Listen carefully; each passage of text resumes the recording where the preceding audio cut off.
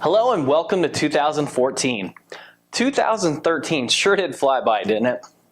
With this 2013 annual recap, we'll discuss some of the important events that took place and talk about what investors may see in the coming weeks.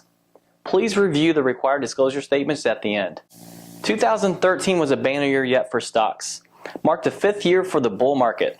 Despite a lot of volatility during the year, equities performed very well, giving the S&P its best year since 1997.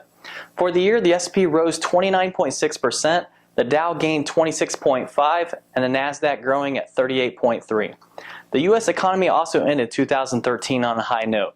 The GDP, which is a measure of the economic activity, grew at an estimated at 4.1% in the third quarter, the fastest pace in almost 2 years.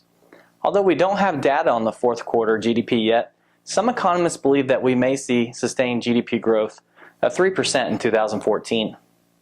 The labor market also improved in 2013, with unemployment dropping to a 5-year low of 7% in November. Payrolls increased in October and November, and weekly unemployment claims fell in the final weeks of December. What's better is that recent hiring trends show that gains were spread across both low-wage earning and high-wage sectors, meaning more Americans were able to find good-paying jobs. Company earnings were up for the 4th straight year despite weak demands and challenging conditions.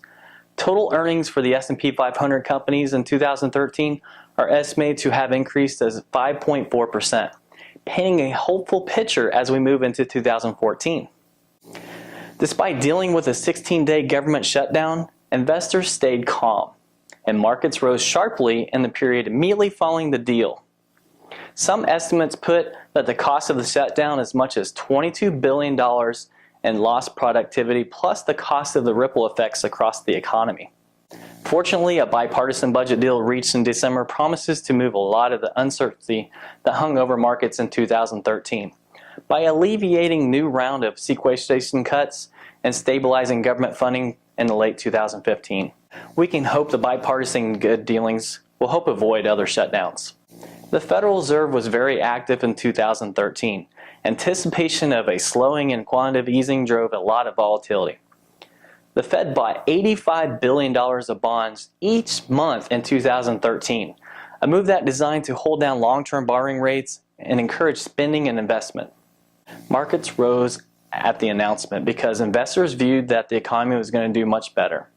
Looking ahead, we're optimistic for a bright 2014. It's possible that stocks will slow their pace for their growth, but we think that there's considerable upside potential in the U.S. economy. It continues to gain steam. While a pullback in the next few weeks is possible as investors consolidate their positions, January has historically been a good month for markets. Also, look to our website for our upcoming events.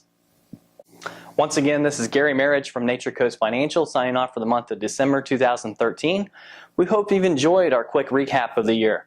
And from all of us here at Nature Coast Financial, we hope 2014 is a banner year for all of you.